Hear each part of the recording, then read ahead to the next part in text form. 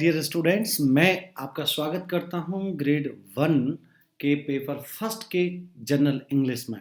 इसमें हम सभी टॉपिकों के टॉप 100 एमसीक्यू आपके लिए लेके आए हैं, जो आरपीएससी के लिए बहुत बेहतरीन साबित हो सकते हैं। टेंस पहला टॉपिक मैं स्टार्ट करता हूं।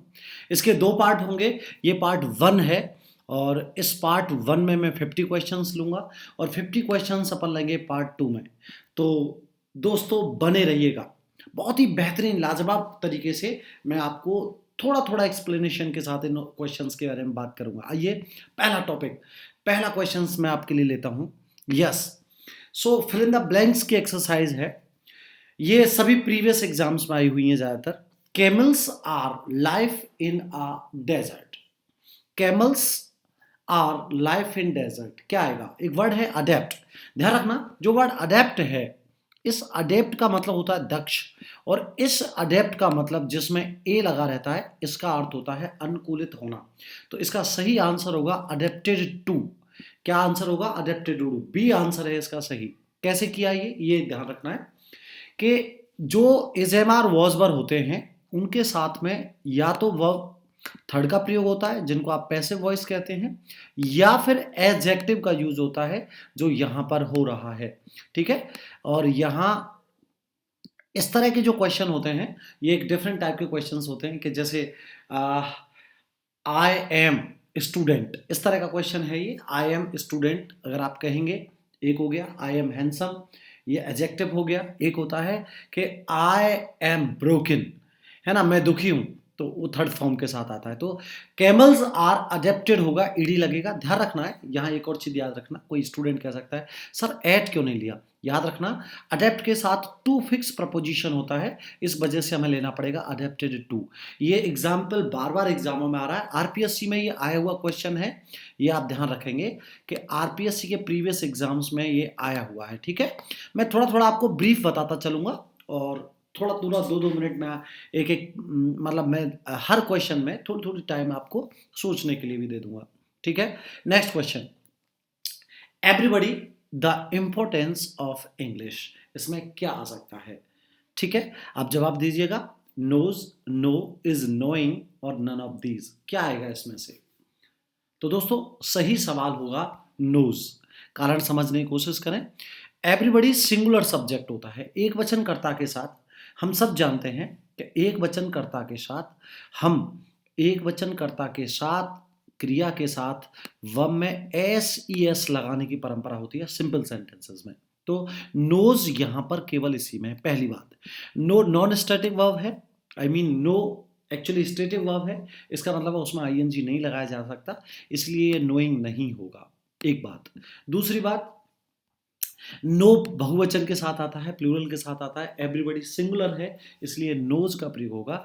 हर कोई जानता है इंपॉर्टेंस ऑफ इंग्लिश, ये बहुत ही कॉमन सा सेंटेंस आया, ये ध्यान रखना है। हर बार मैं कुछ ना कुछ बताता चलूंगा, चीजें समझना। नेक्स्ट क्वेश्चन लेंगे। One who poem is a poet, एक आदमी जो लिखता है, लिख रहा है, ये सर लिखेगा, पोएट होता है। तो जनरल ट्रुथ जो होता है प्रेजेंट इंडेफिनिट में हम बात करते हैं।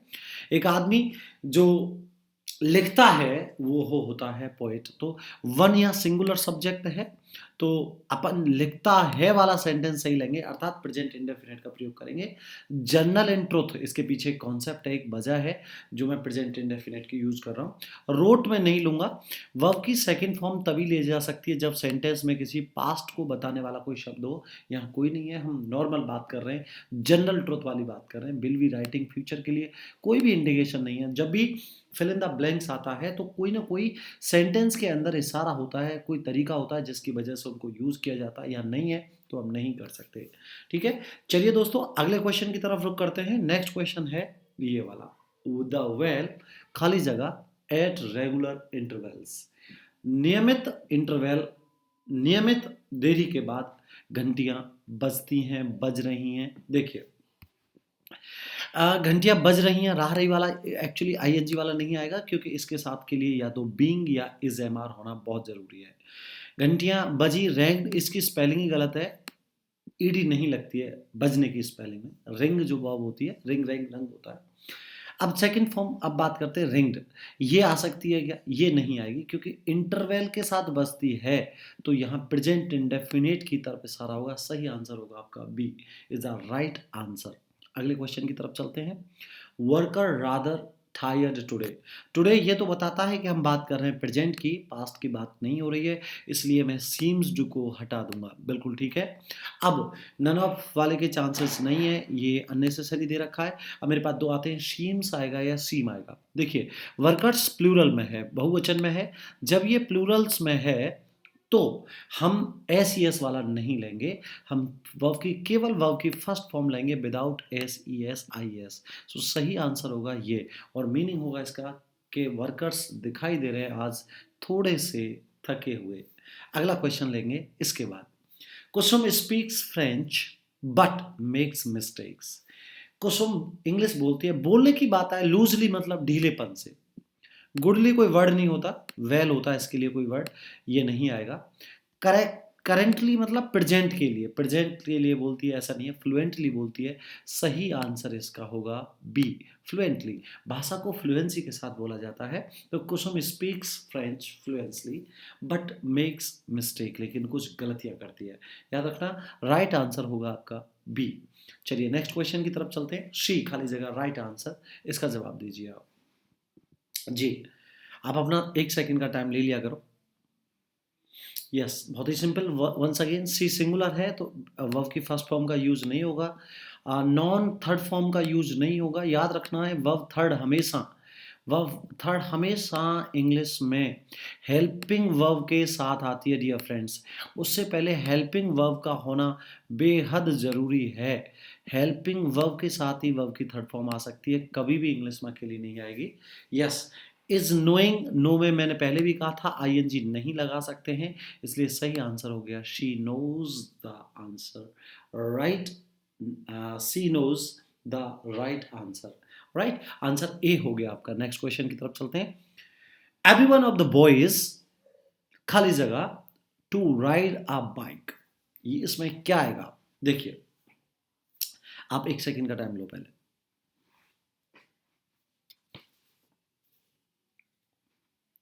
यस जब दो सब्जेक्ट ऑफ के द्वारा जोड़े जाएं, गौर से समझना है, इसमें एक सवाल आता है कि ये सब्जेक्ट है या ये सब्जेक्ट है। बिल्कुल नहीं साहब, प्रपोजिशन के बाद में कभी भी सब्जेक्ट नहीं होता। ये जो है ये इसका ऑब्जेक्ट है, याद रखना है। प्रपोजिशन के बाद सब्जेक्ट नहीं होता। तो सही आंसर क्रिया किसके अकॉर्डिंग आती है? सब्जेक्ट के अकॉर्डिंग वर्ब को रखा जाता है। और एवरीवन कैसा सब्जेक्ट है? हर कोई, प्रत्येक, एक, सिंगुलर। और सिंगुलर है तो लव नहीं आ सकता क्योंकि ये प्लूरल के साथ आता है।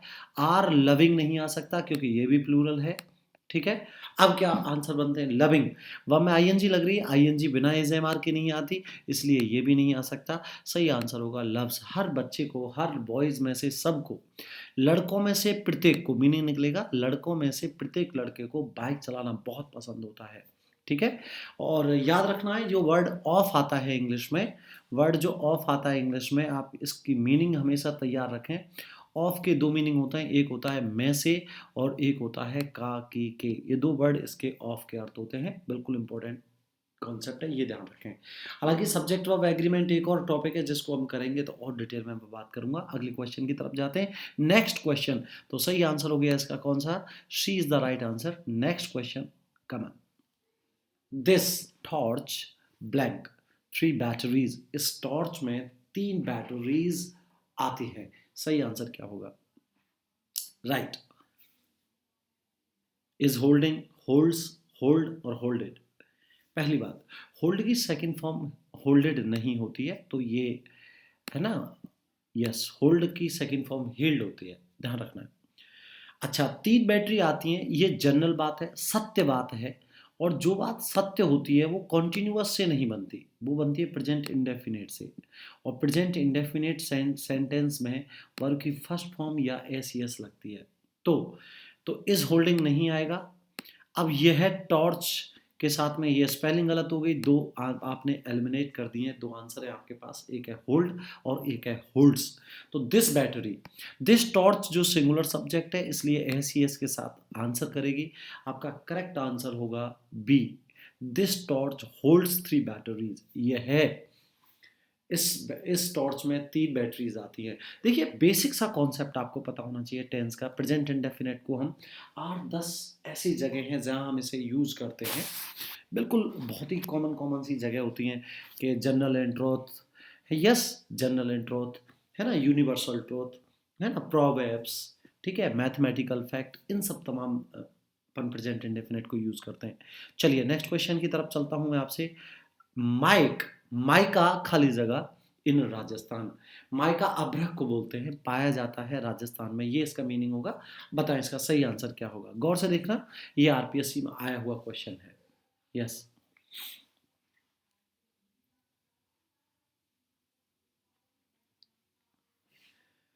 यस डियर फ्रेंड्स, तो सही आंसर होगा, देखो एक दो वर्ड है हमारे पास, एक वर्ड होता है फाइंड, FI, हमारे पास दो वर्ड होते हैं FIND,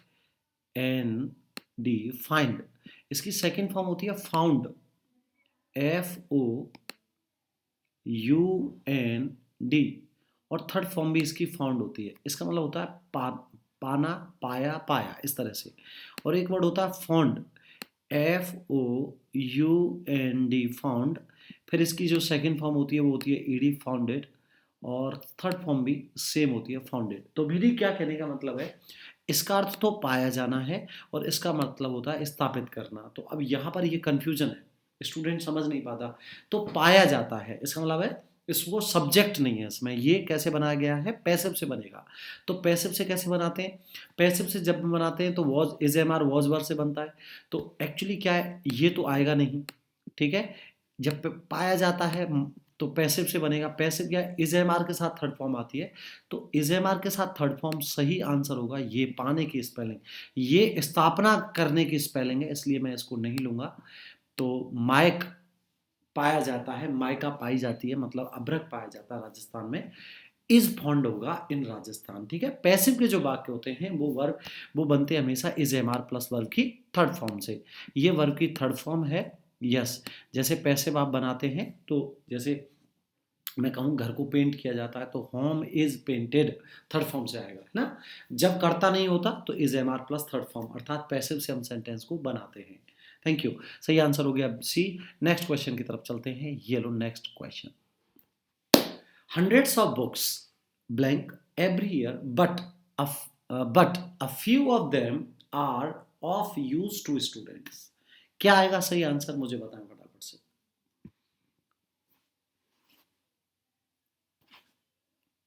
यस,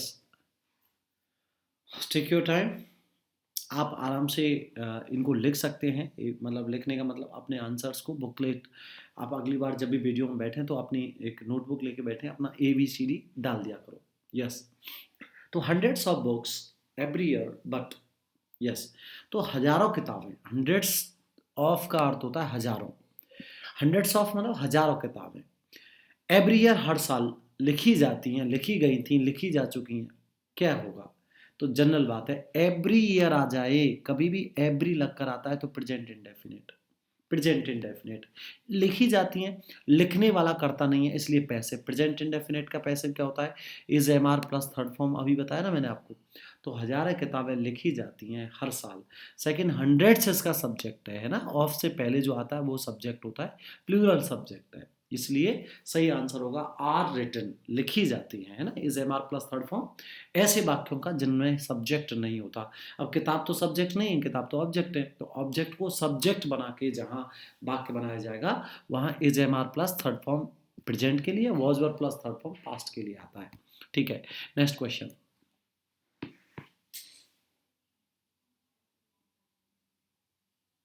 यस,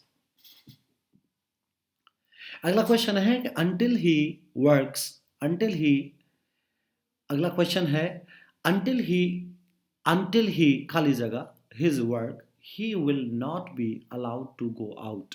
क्या इसका सही आंसर होगा, आप मुझे बताएं।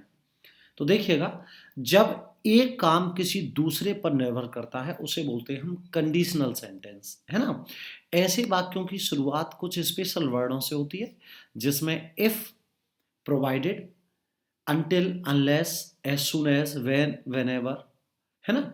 while ये कॉमन से वर्ड हैं जो किसी एक क्लॉज के सामने आते हैं। तो until he वर्क, जब तक वह अपना काम नहीं करेगा, he will not be allowed to go out, उसे बाहर नहीं जाने दिया जाएगा, उसे बाहर नहीं जाने दिया जाएगा। ये पैसे में बना हुआ है ना।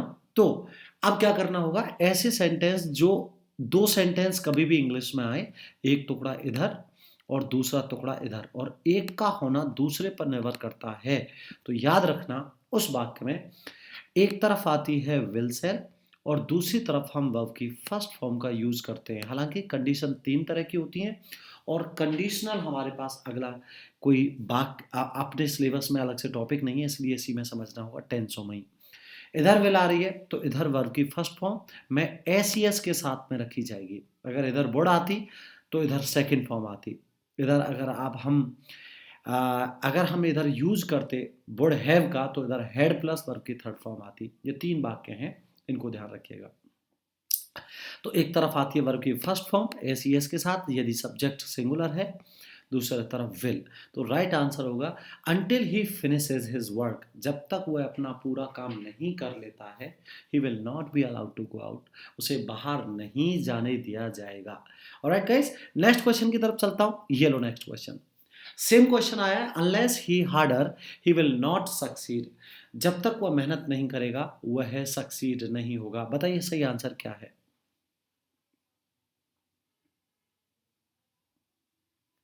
Yes, what is the right answer? So right answer होगा अनलेस ही ट्राइज। सही आंसर होगा ट्राइज। कैसे मालूम पड़ा? सर विल आ रही है, एक तरफ विल तो दूसरी तरफ वर्ब की फर्स्ट फॉर्म, राइट। और यहाँ पर unless, until, if, provided, in case, ठीक है, ये तमाम शब्द आते रहते हैं जिनको अपन कंडीशनल क्लॉज कहते हैं, जो एक घटना का होना एक दूसरे वाले क्लॉज पर डिपेंड करता है। राइट, ये क्लॉज का मतलब मेरा इन छोटे छोटे वाक्यों से है। यहाँ तक हो गया एक क्लॉज और दूसरा हो गया दूसरा क्लॉज, जिनको हिंदी में उपवाक्य बोलते हैं। Right, next question. Okay, she goes to library every day, answer क्या होगा? बहुत सरल है, बिल्कुल स्कूल वाले सेंटेंसेस में लेके चल रहा हूँ। पहली वीडियो है, मैं नहीं चाहता कोई भी स्टूडेंट ऐसा लगे कि हार्ड क्वेश्चंस यहाँ आ रहे हैं। तो सुनिएगा, एवरीडे मतलब प्रेजेंट इंडेफिनिट। प्रेजेंट इंडेफिनिट है तो हैज हैव का यूज नहीं करना है, इज एम आर का यूज नहीं करना है, वो थर्ड फॉर्म के साथ आता है। तो शी के साथ में डू आएगा या डज आएगा? अरे एक वचन है यार, डज शी प्रश्नवाचक है। जब प्रश्नवाचक होता है तो सहायक क्रियाकर्ता से पहले लिखी जाती है, जिसको ग्रामर की लैंग्वेज में इन्वर्जन बोलते हैं। Does she go to library every day, answer होगा यस या नो, प्रश्नवाचक सेंटेंस है। नेक्स्ट क्वेश्चन लेंगे ये, इफ इट रेन्स, यदि बारिश होगी, है ना, टू कॉलेज, है ना, है ना, द कॉलेज विल, खाली जगह, क्लोज्ड। इसमें सही आंसर क्या आएगा बताना आप से। Yes, must, surely, being, B, what is the right answer?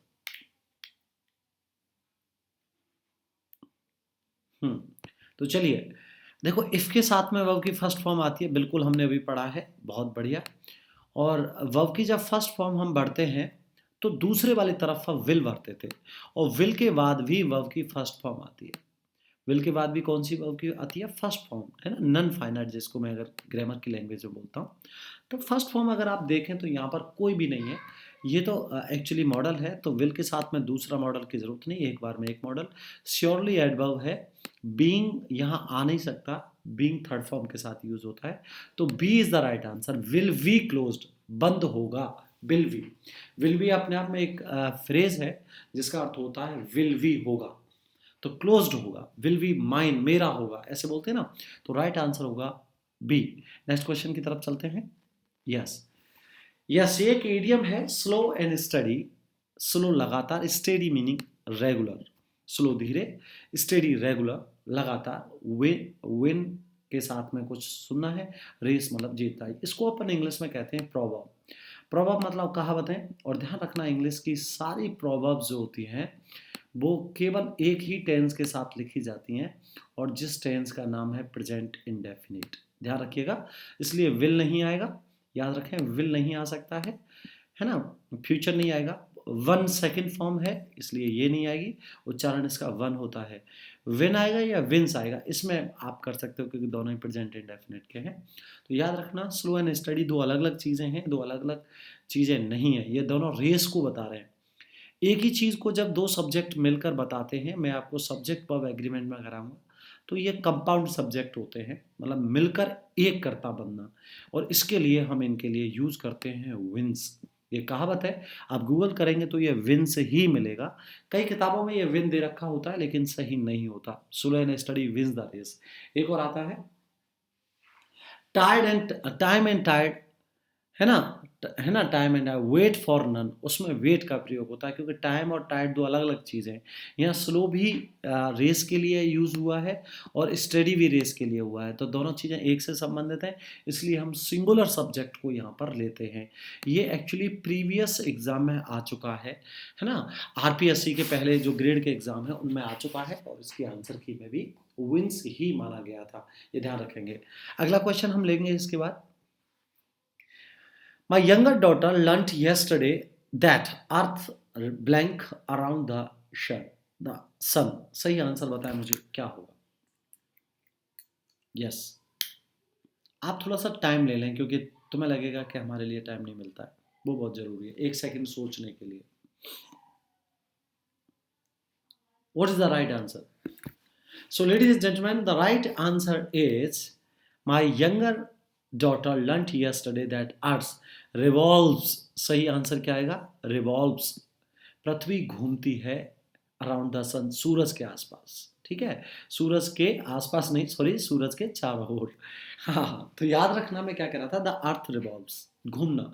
Revolving chair होती है घूमने वाली। जब हम यूनिवर्सल ट्रूथ की बात करते हैं, प्रेजेंट इंडेफिनिट हम यूज़ करते हैं, बचपन से ही पढ़ते आ रहे हैं, लेकिन इसे यहाँ पर एक पंगा क्या था, ये बहुत चालाक है। इन्होंने क्या किया, यहाँ यस्टरडे दे रखा है। जो बच्चे रट लेते हैं कि यस्टरडे दे रखा है तो यार सेकंड फॉर्म आनी चाहिए थी। अरे याद रखना, यस्टरडे का असर तो इस यहीं तक था, ये खत्म हो गया, इस क्लॉज की वजह से आया था, जिसके लिए हमने लर्न की सेकंड फॉर्म पहले से ही सेकंड फॉर्म हम यूज़ कर चुके हैं।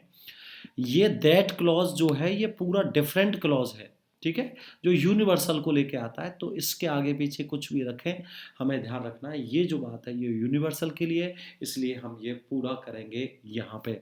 अगले क्वेश्चन की तरफ। द लास्ट ट्रेन, अंतिम जो ट्रेन थी एट मिडनाइट, रात को, एवरीडे। ध्यान रखना ये आरपीएससी में इस साल भी आया है और हर बार आता है, सेकंड ग्रेड में आया था ये बार, इस बार। द लास्ट ट्रेन ब्लैंक आ रहा है एट मिडनाइट एवरीडे, ठीक है, यस।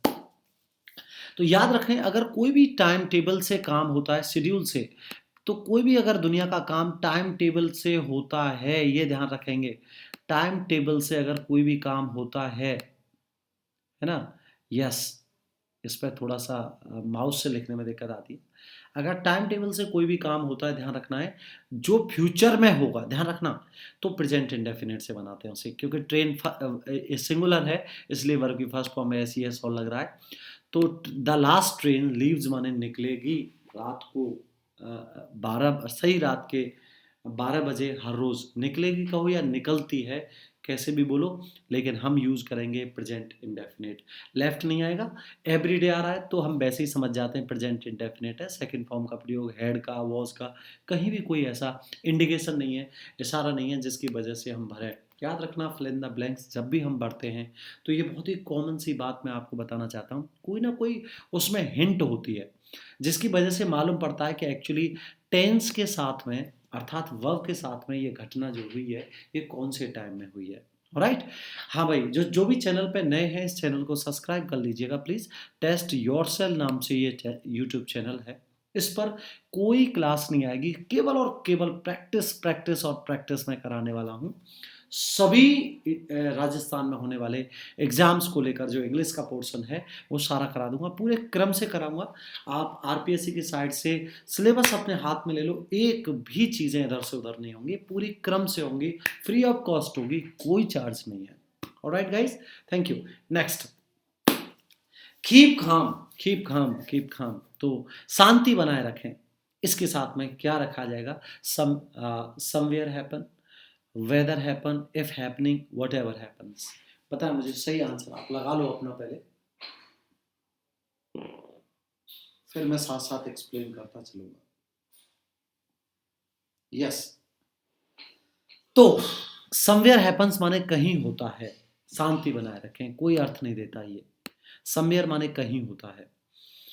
वेदर हैपन्स यदि होता है, यदि होता है इसका भी कोई अर्थ नहीं है। इफ हैपनिंग यदि हो रहा है, हैपनिंग तो ठीक है, लेकिन दोस्तों हैपनिंग में इज एम आर जब तक कुछ नहीं आएगा तब तक ये भी अधूरा है। एक ही सेंटेंस है। वट एवर माने जो कुछ, हैपन्स माने होता है, चाहे जो कुछ हो, शांति बनाए रखो, कीप काम, शांति बनाए रखो, सही आंसर देता है ये है। और दूसरी बात मैं आपको पहले ही बता चुका हूं कि जब भी इस तरह के सेंटेंस आप बनाते हो जिनमें स्पेशल वाक्य आता है, if, whatever, as soon as, while, in case, provided, उसके साथ वर्ब की फर्स्ट फॉर्म का ही यूज होता है। यहाँ पर थर्ड फॉर्म आ रही थी ऊपर हैपन, यहाँ आईएनजी आ रहा है अननेसेसरी बिना एज एम आर के, तो कैसे सब पॉसिबल होगा। तो सही आंसर ग्रामेटिकल भी देखें तो आंसर डी सही था यहाँ पर केवल। ठीक है, क्वेश्चन नंबर 20 को लेके चलते हैं। बताइए मुझे, the train in 10 minutes so hurry, बताएं मुझे क्या है। इसके कॉन्सेप्ट हम पहले भी कर चुके हैं, और जैसे आप 100 क्वेश्चन करोगे आपके पूरे टेंस की प्रत्येक तरह की सेंटेंस हम यहाँ कर चुके होंगे, आपको कहीं भी नई चीज़ नहीं मिलेगी। सब भाषा बदलती है लेकिन यही चीज़ें रिपीटेड होंगी। यस, मैंने बड़े क्रम से बनाए, इनमें कोई कॉन्सेप्ट ना बचे। लगाएं आप अपना आंसर, सही आंसर क्या है आपका। Yes, what is the right answer. The train in 10 minutes, 10 minute में ट्रेन निकलेगी। देखो निकल गई, सो हरी, जल्दी करें, ऐसा नहीं होगा, सेकंड फॉर्म का कोई मतलब नहीं है। ट्रेन वॉज लीविंग सो हरी, सो हरी का कोई मतलब नहीं है। अरे सो हरी, जल्दी करो, ये ऑर्डर दे रहा है प्रेजेंट में, तो वॉज नहीं आ सकता। हैज बीन लीविंग, निकल रही होगी। अरे has been, have been, since for के साथ आते हैं, तो निकलेगी अर्थ है। और टाइम टेबल से कोई काम होता है तो प्रेजेंट इंडेफिनिट का यूज होता है, पहले भी आ चुका है ये। लीव्स, माई ट्रेन, या the train leaves in 10 minutes, train 10 minute में निकलती है, ऐसे नहीं बोलना इसको, निकलेगी। फ्यूचर में होने वाले बातों के लिए भी प्रेजेंट इंडेफिनिट यूज होता है, बशर्ते चीज़ें टाइम टेबल के साथ होती हों। ठीक है, इसमें सो हरी, इसलिए जल्दी करें। तो ध्यान रखना, ऑर्डर दे रहा है। आपने देखा होगा पिछले वाले सेंटेंस में भी ऑर्डर दे रहा था, शांति बनाए रखें, ऑर्डर दे रहा था। अरे जब ऑर्डर दिया जाता है डियर स्टूडेंट तो प्रेजेंट इंडेफिनिट को यूज करते हैं। यहाँ देखिए, यहाँ भी आपने वर्ब की फर्स्ट फॉर्म का यूज किया था, है ना।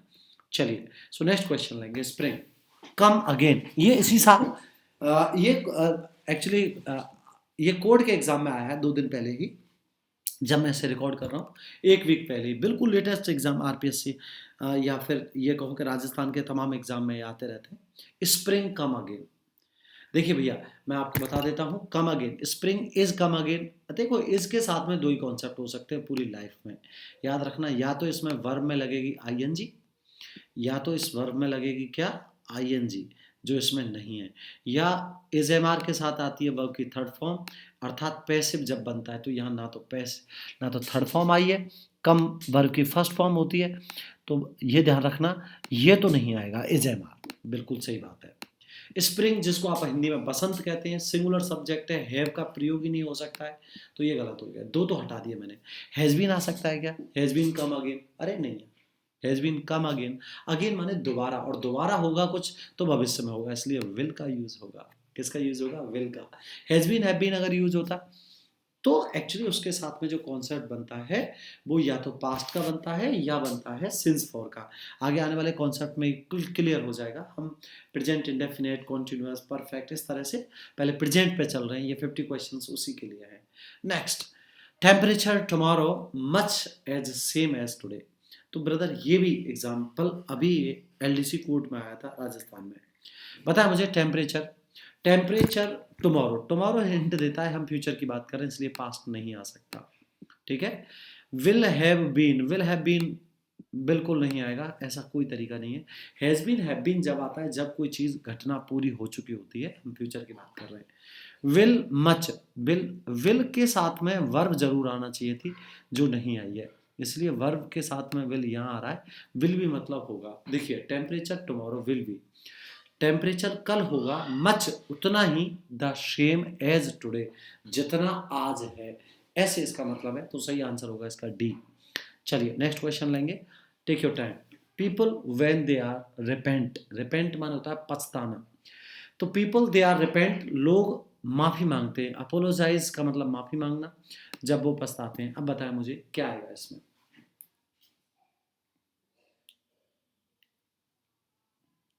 चलिए चलिए चलिए, बहुत ज़बरदस्त क्वेश्चन आने वाले हैं आगे, आप यूज़ करिएगा।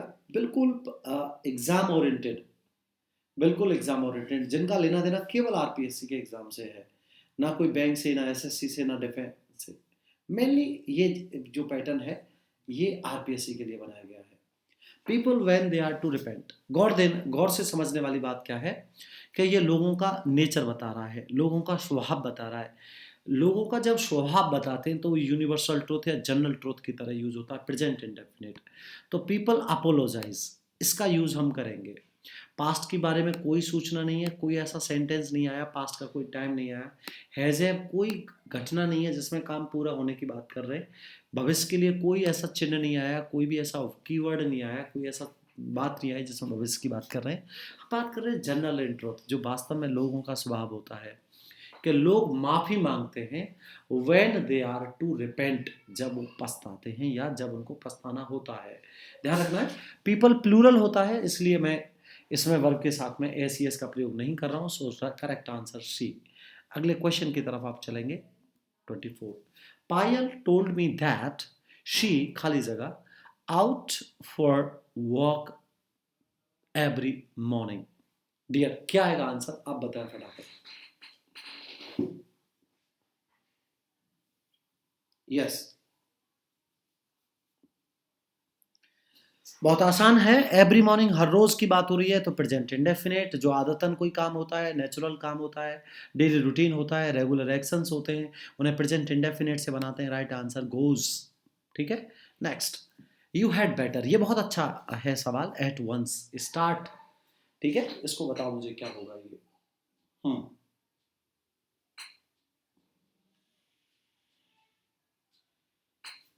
चलिए मैं बता देता हूँ। हेड वेटर, ये हेड चुका चुकी वाला नहीं है, इसको अलग से तैयार करें, आप ध्यान रखें। हेड बेटर एक मॉडल की तरह काम करता है इंग्लिश में, जिसका मतलब होता है अच्छा होगा। यू हैड बेटर, और हेड बेटर के साथ इन्फिनेटिव यूज होता है, अर्थात वर्ब की फर्स्ट फॉर्म यूज करते हैं बिना टू के। इसमें जो लफड़ा आता है ना, वो आता है कि स्टार्ट आएगा या टू स्टार्ट आएगा, और कहीं कोई दिक्कत नहीं रहती है। आज तक जो दिक्कत हुई है, देखिए इनका तो यूज़ करेंगे नहीं, ये मॉडल की तरह यूज़ होता है इंग्लिश में। तो याद रखना, यू हैड बेटर, है ना, you had better start at once, अच्छा होगा आप अभी शुरू करें। याद रखना, लिख लो इस बात को कि हैड बेटर, वुड रादर, ये जो ऐसे कुछ वर्ड हैं इंग्लिश भाषा में जो मॉडल की तरह यूज़ होते हैं, जिनके साथ में टू का यूज़ नहीं किया जाएगा, है ना, स्पेशली आपको याद रखना है ये। तो राइट आंसर होगा आपका start, you had better start at once. Right answer start. आप टू स्टार्ट नहीं करेंगे, बार बार बोल रहा हूँ, ये पेपर में आया हुआ क्वेश्चन है। Yes, next question. और मुझे लगता है ये क्वेश्चन तो अब आपका बिल्कुल पैट क्वेश्चन हो गया है, मैं इसलिए ले रहा हूँ क्योंकि देखिए कंडीशनल के सेंटेंस वो टेंस के साथ खूब दे देता है। एक्चुअली क्या, अलग से ये तो लिखता नहीं है वो, हम आपसे कंडीशनल क्लॉज पूछेंगे, है ना, लेकिन टेंस में खूब पूछता है। Unless electricity you can not see it. Yes, जब तक लाइट नहीं आती तुम इसको देख नहीं सकते। कैसे बनाएंगे, तो अनलेस अगर आ रहा है बहुत बढ़िया, और साइड में विल या कैन का यूज हो रहा है, विल नॉट आ रहा है, कैन नॉट आ रहा है, मतलब मेरा कहने का मतलब वुड और कुड नहीं होने चाहिए, नहीं तो फिर इधर सेकंड फॉर्म आती है। तो याद रखना है, यहाँ पर अगर कैन आ रहा है या विल आता है तो यहाँ पर वर्ब की फर्स्ट फॉर्म का हम यूज कर सकते हैं। और यहाँ आता है जम्प्स, अगर यहाँ कैन की जगह कुड आता तो हम जम्प्ड की तरफ जाते। ठीक है, ऐसे देखो, जब हम यहाँ वुड या कुड का यूज करेंगे, इसको समझ लो, सेकंड कंडीशन जिसको हम इंग्लिश में कहते हैं। हाँ, वुड और इसमें कुड का अगर हम यूज करते हैं तो इधर इस साइड में हम अपन सेकंड फॉर्म का यूज करते हैं। हाँ यस, कभी मैं जब क्लासेस पढ़ाऊंगा तो आप वहाँ से देख लेना, ये प्रैक्टिस क्लास है तो मैं यहाँ उतना ही बता देता हूँ जितनी ज़रूरत है, क्योंकि ये स्पेशल जो चैनल है केवल प्रैक्टिस के लिए बनाया गया है। ये ध्यान रखें, इन दोनों शब्दों का मतलब बगल वाले क्लॉज में सेकंड फॉर्म से होता है, हालांकि इनके बगल में तो फर्स्ट फॉर्म ही आती है, लेकिन साथ वाले क्लॉज में वर्ब की सेकंड फॉर्म आती है। ऑलराइट, नेक्स्ट क्वेश्चन की तरफ चलते हैं। Paul would be good artist, Paul होता है एक अच्छा आर्टिस्ट इफ ही है खाली जगह मोर पेशेंस। देखो आपका सवाल का जवाब यहाँ पर है, अभी जो बता रहा था मैं, आप प्लीज उसको आंसर करिएगा। यस बहुत बढ़िया। तो यहां पर गौर से देखें, इधर एक तरफ बुड आ रही है तो दूसरी तरफ वर्ब की सेकंड फॉर्म आएगी, बिल्कुल सोचने की जरूरत नहीं है। तो पॉल एक बहुत अच्छा आर्टिस्ट होता यदि उसके पास और बहुत थोड़ा सा और पेशेंस होता। जो पेशेंस होता इस बारे में होने के लिए हैज़ेव आता है। हैज़ेव मतलब रखना, पेशेंस रखना, होना। उसकी सेकंड फॉर्म होती है had. Had is the second form, has have की सेकंड फॉर्म हेड है, इसलिए राइट आंसर होगा आपका हेड। ठीक है, दोबारा देखें, अगर विल आता है इधर तो आप बगल वाले में वर्ब की फर्स्ट फॉर्म रखा करो। बुड आता है, कुड आता है, शुड आता है तो सेकंड फॉर्म रखनी है। ठीक है, इसको हम सेकंड कंडीशन कहते हैं। Next question, what is that terrible noise. कोई पूछ रहा है ये आवाज कैसी, कोई बता रहा है कि मेरे पड़ोसी पार्टी, खाली जगह आप इसमें बताएं, had been having, had been having, having have का अर्थ यहाँ करना है, पार्टी करने से है। तो मेरे दोस्त पार्टी कर रहे हैं, कर रहे थे, क्या कहेंगे। देखिए, कर रहे थे मतलब मैं पास्ट की तरफ जाऊं तो वॉज वर आ सकता है, बिल्कुल सही बात है आपकी, you are absolutely right. But was were जब आता है, जब कोई शब्द होता है, पास्ट टाइम नहीं है, तो मैं वॉज वर की तरफ नहीं जाऊंगा। कोई काम सिंस फॉर के साथ होता है तो हैज़ बीन हैड बीन के साथ में रिस्क ले सकता था, लेकिन मेरे पास आर आएगा। नेबर्स में एस लग रहा है, बहुवचन है, आर आएगा। तो my neighbours are having a party, मेरे जो पड़ोसी हैं वो पार्टी कर रहे हैं। हैज़ हैव का अर्थ रखना होता है, लेकिन आजकल इसके बहुत सारे यूज़ हैं। अगर ऑक्सफोर्ड डिक्शनरी में जाएंगे 32 यूजेस हैं। तो याद रखना, हैज़ हैव का जो मीनिंग है यहाँ पर आ रहा है पार्टी करना, हैव पार्टी, हैव फन, मज़े करना, है ना। खाने पीने के लिए भी have, I am having dinner, having breakfast, ऐसे भी हम इसको यूज़ करते हैं। ऑलराइट, नेक्स्ट क्वेश्चन की तरफ चलते हैं। Yes, he blank for America next year, leave की कौन सी वर्ब को हम यूज करेंगे। Give me the right answer please. बहुत बढ़िया, थोड़े से क्वेश्चंस रह गए और बढ़िया सी प्रैक्टिस हो जाएगी। थोड़े क्वेश्चंस की प्रैक्टिस नहीं करनी है आपको, 10-20 क्वेश्चन करोगे कहीं से नहीं फंसेगा, याद रखना। मैं खुद जब पढ़ता हूँ तो मैं बहुत सारे क्वेश्चंस को पढ़ता हूँ खुद, सारे सब्जेक्ट्स में, इसलिए ध्यान रखें।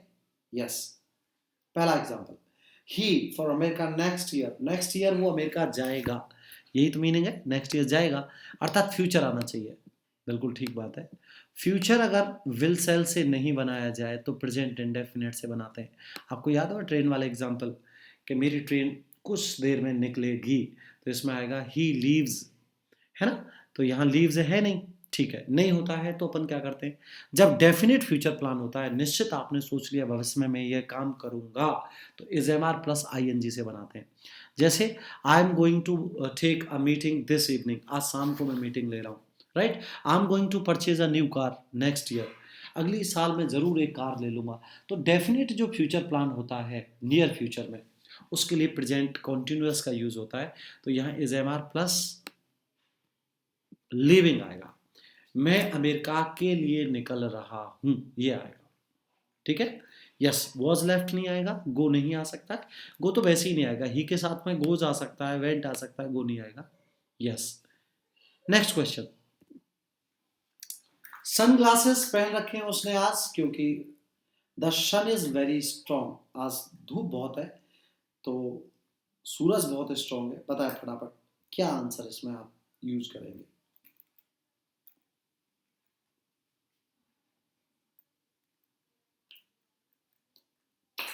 What is the right answer?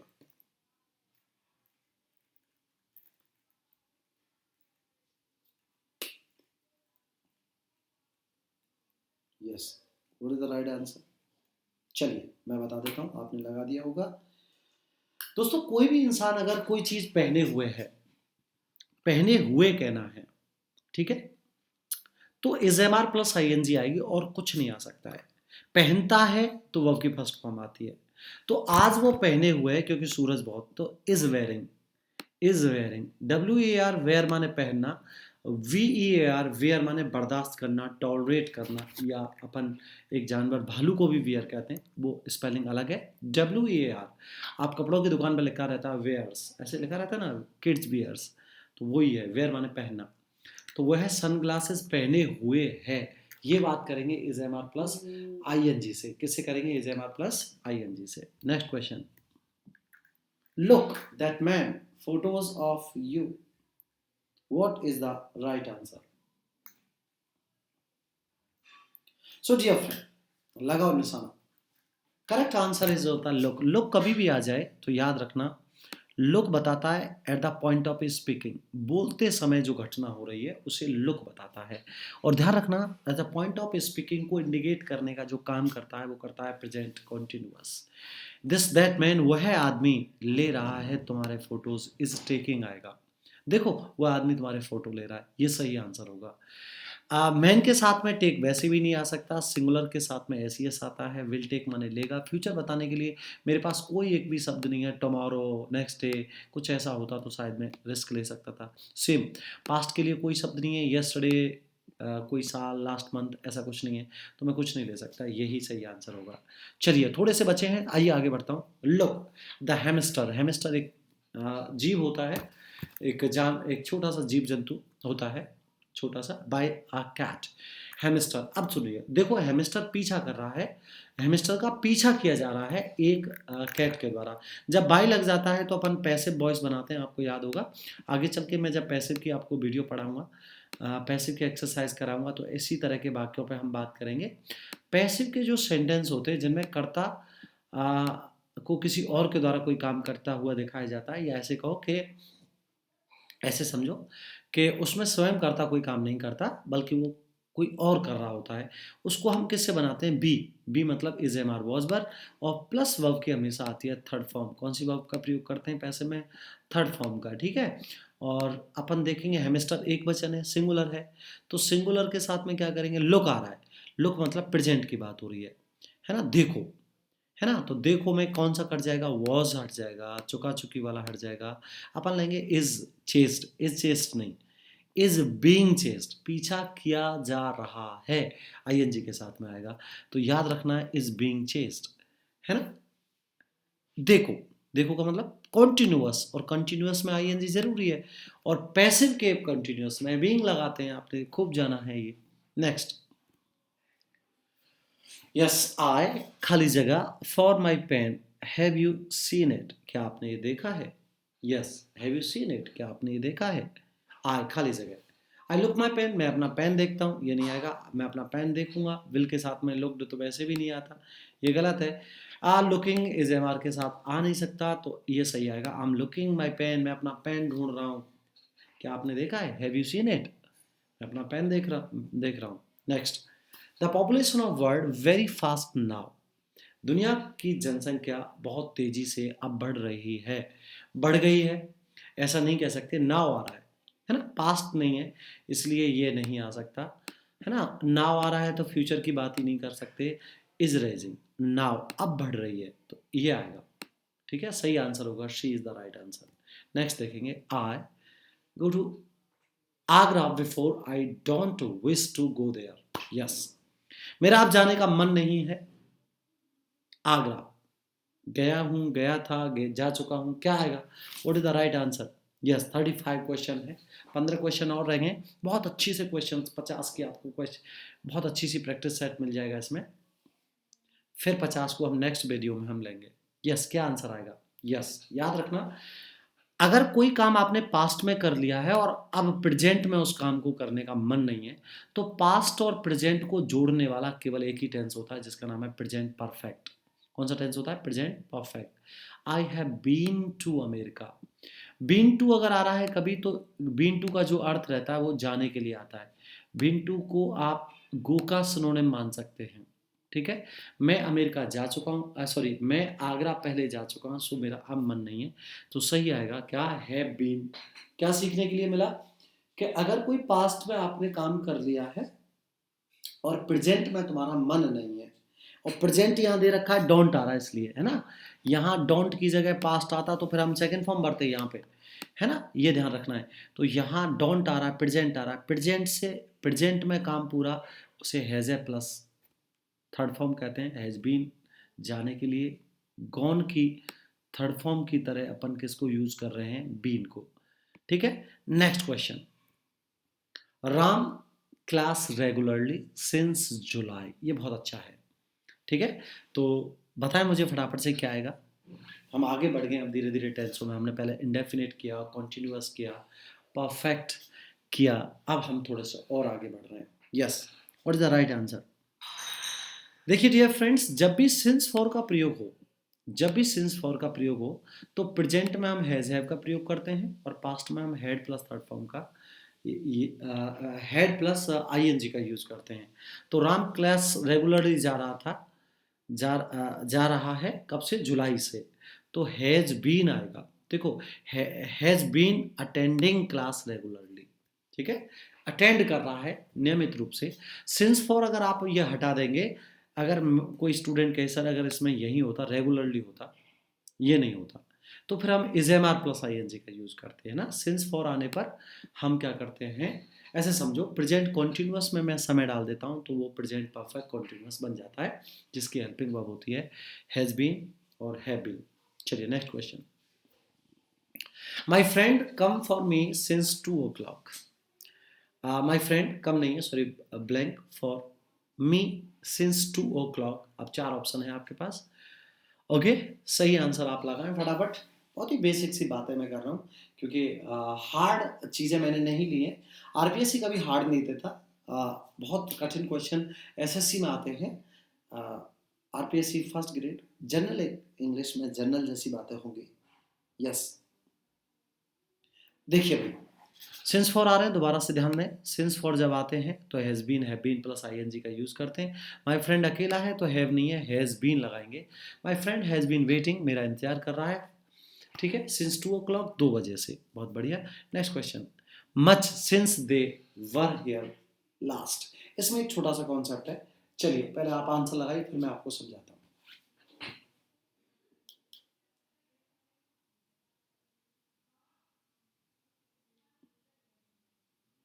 Yes, याद रखनी है डियर फ्रेंड, सिंस के बाद यदि पास्ट टेंस आ रहा हो, सिंस के बाद यदि पास्ट टेंस आ रहा हो, वर इज द पास्ट टेंस, ठीक है, सेकंड फॉर्म आ रही हो, आप ध्यान रखें, तो उससे पहले अपन जो यूज करते हैं वो करते हैं, उससे पहले जो हम यूज करते हैं वो हम यूज करते हैं has have plus third form.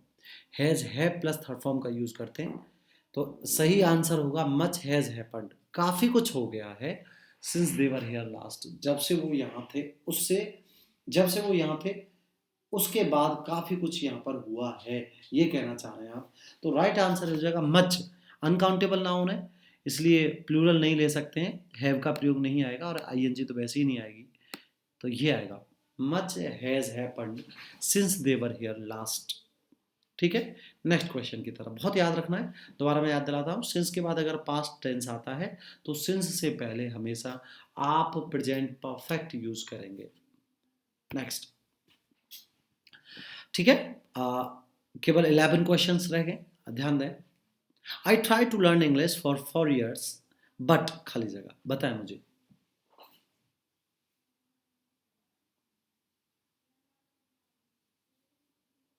What is the right answer?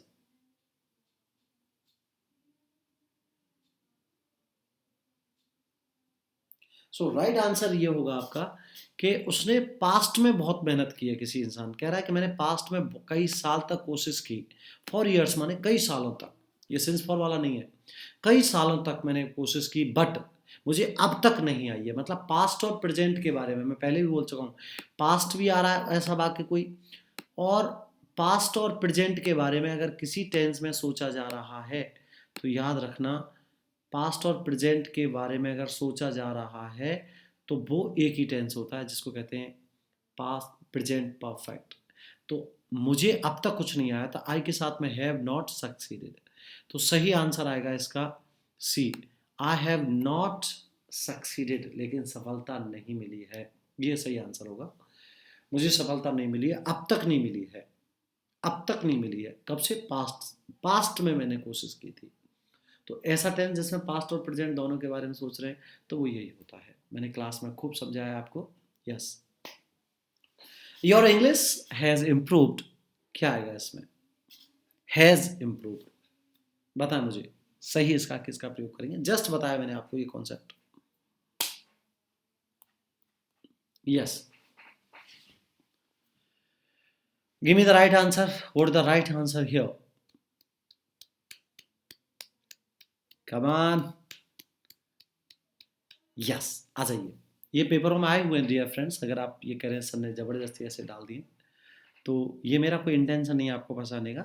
देखिए, आप मुझे बताइए, हैज़ अगर आ रहा है कहीं पे, you give me a just simple answer. Has अगर हम कहीं यूज़ कर रहे हैं तो उसके साथ में हम थर्ड फॉर्म का यूज़ करते हैं, तो पास्ट टेंस नहीं आ सकता।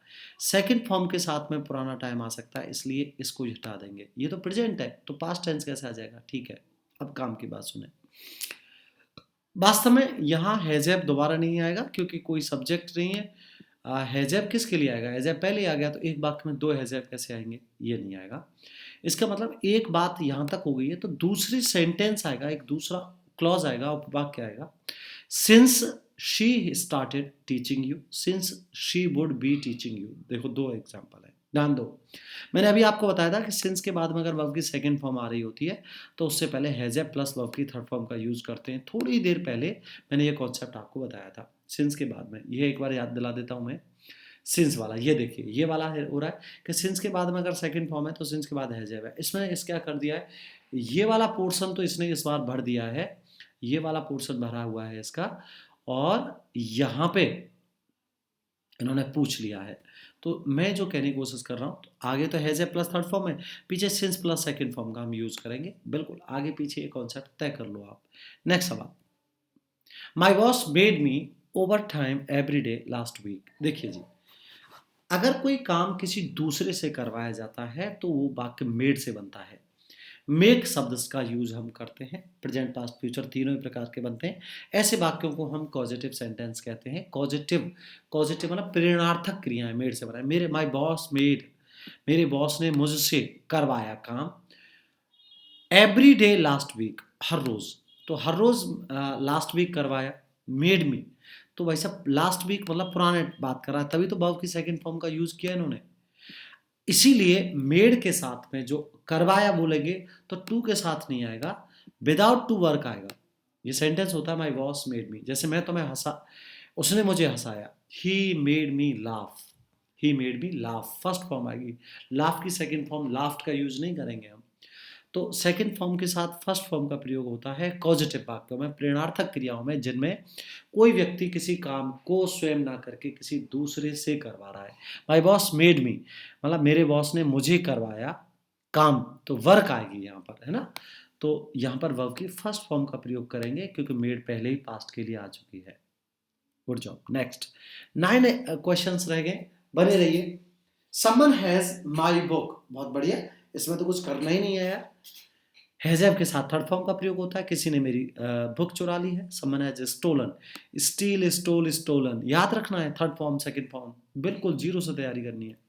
नेक्स्ट बताए फटाफट क्वेश्चन मुझे। I am here for 10 minutes. Yes dear friends, क्या करेंगे? देखिए दोस्तों, जब भी हम सिंस फॉर का प्रयोग करते हैं तो इज एम आर का प्रयोग नहीं होता, ध्यान रखेंगे ना। इज एम आर का प्रयोग, वर्ब की फर्स्ट फॉर्म का प्रयोग नहीं होता। यस, अब प्रयोग किसका होता है? या तो होता है has have plus be plus I N G का, जो कि इसमें नहीं है। तो फिर has have plus third form का भी कर सकते हैं। दो ही कॉन्सेप्ट है सिंस फॉर के साथ में, इसलिए कम का भी कोई मतलब नहीं है। ठीक है, yes. Next question, mister Virat his daughter since she return from the USA. Just पढ़ा है मैंने, अब तो मुझे बताना भी नहीं चाहिए, रिपीटेड क्वेश्चन है। अभी 2 मिनट पहले ही मैंने बताया था इसका क्या आंसर होगा, तो एक बार आप लगा दीजिए सही सवाल। Yes yes, what is the right answer? तो देखिएगा दोबारा से, सिंस के बाद में अगर पास्ट टेंस आता है तो उससे पहले हैज है प्लस थर्ड फॉर्म का यूज करते हैं। मिस्टर विराट सिंगुलर है तो हेड का तो नहीं आएगा, हेड के लिए तो पास्ट टेंस होना जरूरी है। इसके साथ में कुछ पास्ट वाला कॉन्सेप्ट अभी नहीं आएगा, तो उसका कॉन्सेप्ट मैं अगले वीडियो में बताऊंगा। सो मिस्टर ब्रा has admire, had been admiring his daughter. तो किसका, अब बताइए, ये हैड बीन एडमायरिंग रखूं या हैड एडमायर्स? नहीं, वो कर रहे हैं अपनी बेटी का, अपनी बेटी को प्रशंसा कर रहे हैं जब से वो बेटी लौट के आई है। ये सही आंसर होगा इसका, ये वाला बिल्कुल सही बात है। प्रशंसा कर चुके हैं, ये लॉजिकल सही नहीं है। जब से वो वहां से आया ये काम कर रहा है, ये अर्थ है इसका। ठीक है, बहुत बढ़िया। नेक्स्ट क्वेश्चन, आई स्कीइंग एवरीडे सिंस, ये वाला क्वेश्चन हमने अभी किया।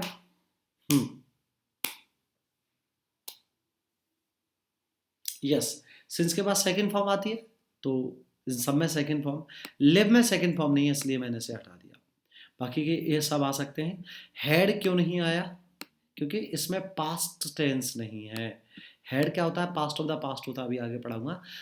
आई हैव बीन इंजॉयड, मैं इंजॉय कर रहा हूं एवरी डे, हर रोज मैं इंजॉय कर ही रहा हूं। I have been enjoying, I have been enjoyed, I have been enjoyed, क्या होगा? आई हैव बीन इंजॉयड, क्या ये सेंटेंस सही है? I have been enjoyed.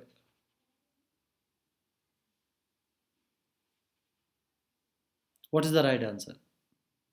इसमें एक छोटी सी प्रॉब्लम है, मैं आपको बता देता हूं। आई हैव बीन इंजॉयड नहीं होगा, इसका सही आंसर जो होगा वो इसमें इस तरह से आएगा।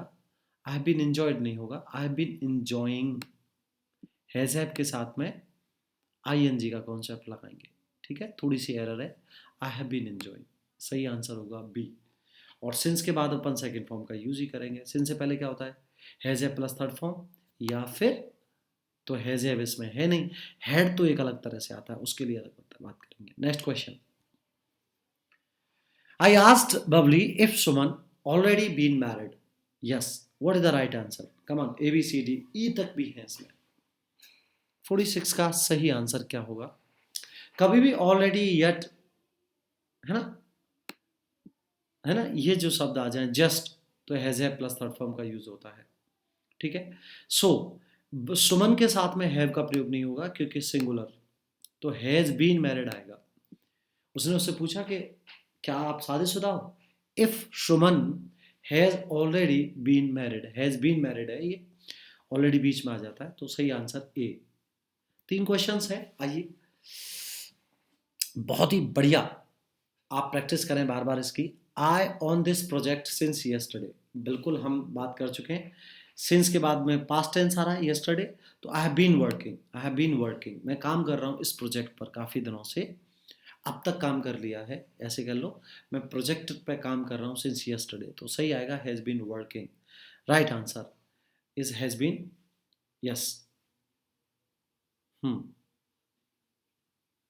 47 में, ठीक है। नेक्स्ट क्वेश्चन लेंगे, द वर्ड फॉर 5 आवर्स, बहुत बढ़िया, सिंस फॉर का प्रयोग हो रहा है, तो has been, have been, flying, कुछ भी नहीं है इसमें। वॉज फ्लाइंग पास्ट के पास्ट का जब तक मुझे कुछ दिखाई नहीं देता है मैं इसका यूज नहीं कर सकता, तो वॉज फ्लाइंग नहीं आ सकता है। फ्लाई पास्ट का कोई टाइम नहीं है, इज फ्लाइंग प्रेजेंट नहीं है, हैज़ बीन फ्लाइंग कैसे पता लगा? सिंस फॉर से। ठीक है, 5 आवर्स, 5 घंटों से उड़ रहा है। Next question, they eagerly for the result to be declare, वो उत्सुकता से वेट कर रहे हैं, कर चुके हैं, ये आएगा, तो दे इंतजार कर रहे हैं फॉर द रिजल्ट, रिजल्ट के लिए क्या करेंगे? हैव बी वेटिंग तो कुछ होता नहीं है, हैव के साथ में ये नहीं आता, आईएनजी नहीं आती, थर्ड फॉर्म आती है, तो हैज़ बीन वेटेड नहीं, हैज़ बीन वेटिंग, आईएनजी नहीं, वीन के साथ आईएनजी का प्रयोग होता है। हैव बीन वेट नहीं आता, हैव बीन वेटिंग आईएनजी आती है। अब देख लीजिए, ऐसी कोई सहायक क्रिया इंग्लिश में तो है ही नहीं, कोई हेल्पिंग वर्ब इस तरह की नहीं है, एक helping verb has been waiting है। राइट आंसर आएगा D is the right answer. और लास्ट क्वेश्चन आज का, मैनी ऑफ अस, हम में से कई लोग, हैव सिंस मॉर्निंग, सुबह से, सही आंसर देंगे, तो वही सेम चीज आ रही है, सिंस फॉर के बाद में, सिंस फॉर वाले में क्या आएगा? हैज बीन, हैव बीन, हम में से कई लोग सुबह से वेट कर रहे हैं, तो मैनी, सही आंसर, सब्जेक्ट इसका मैनी है, ध्यान रखना है। ठीक है, तो हैव बीन वेटिंग, इसमें थोड़ी एरर है, इसमें हैव नहीं आना चाहिए था, ये ऐसे होगा। ठीक है, या फिर ऐसे, ऐसे नहीं, इसको अपन ऐसे कर सकते हैं कि यहाँ पर नहीं आना चाहिए था हैव, तो ये क्वेश्चन ऐसे होना चाहिए था, many of us have been waiting. Right answer B, B is the right answer. तो डियर फ्रेंड्स, ये थी आपके 50 क्वेश्चन। अगले 50 क्वेश्चंस के लिए अगले वीडियो को आप देखें। अगर मैं स्लो लग रहा हूँ थोड़ा सा बोलने में, तो आप थोड़ी सी स्पीड बढ़ा लें और बस झट झट इनको करते जाएं। बहुत इंपॉर्टेंट क्वेश्चन है, specially general English paper first के लिए आरपीएससी में। ठीक है। यस डियर फ्रेंड्स, अगर आप में से कोई स्टूडेंट कहता है सर एक बात बताओ इनकी पीडीएफ है क्या, यस इनकी पीडीएफ है, क्रम से मैं डालूंगा। ये मेरा टेलीग्राम चैनल है, आप इसे सर्च कर सकते हो, ज्वाइन कर सकते हो पीडीएफ के लिए और तमाम इंग्लिश के वीडियोस के लिए, लाइव क्लासेस के लिए। ठीक है, मेरा ये चैनल है, कई चैनलों पे मैं काम कर रहा हूँ, इस चैनल पे मैं बात करता हूँ केवल प्रैक्टिस की। तो do subscribe this channel, please इस चैनल को सब्सक्राइब कर लें ताकि जो भी मैं वीडियो आप तक पहुँचाऊँ आप तक पहुँच जाए। टेस्ट योरसेल्फ, यही लोगो लगा हुआ है, आप इसको सर्च कर लें। और टेस्ट योरसेल्फ नाम का टेलीग्राम पेज के बाद हमारे पास एक इंस्टाग्राम है, इस पर मैं जैसे ही नई वीडियो आएगी तो उसकी थंबनेल आपके लिए डालता रहूँगा, अपडेट डालता रहूँगा। तो दोस्तों प्लीज़ सब्सक्राइब करें, मैं आपके लिए दिन रात मेहनत करने के लिए तैयार हूँ, लेकिन आपसे कुछ नहीं चाहिए, कोई पेड कोर्स नहीं है, कोई कुछ नहीं है फ़िलहाल के लिए। आप जस्ट फ्री ऑफ कॉस्ट तैयारी कर सकते हो। फर्स्ट ग्रेड की जगह आने वाली हैं, समय कम है, तो आप सब्सक्राइब ज़रूर करें, केवल देख के नहीं जाएं दोस्तों, ताकि मुझे मोटिवेशन मिलता रहे। Thank you. अगले 50 क्वेश्चंस आपके नेक्स्ट वीडियो में मिल रहे हैं, जिसको मैं पार्ट 2 से रिकॉर्ड कर रहा हूँ। तब तक आपसे मिलता हूँ। जय हिंद, जय भारत, थैंक यू, नमस्ते। बने रहें, मेहनत करते रहें। धन्यवाद।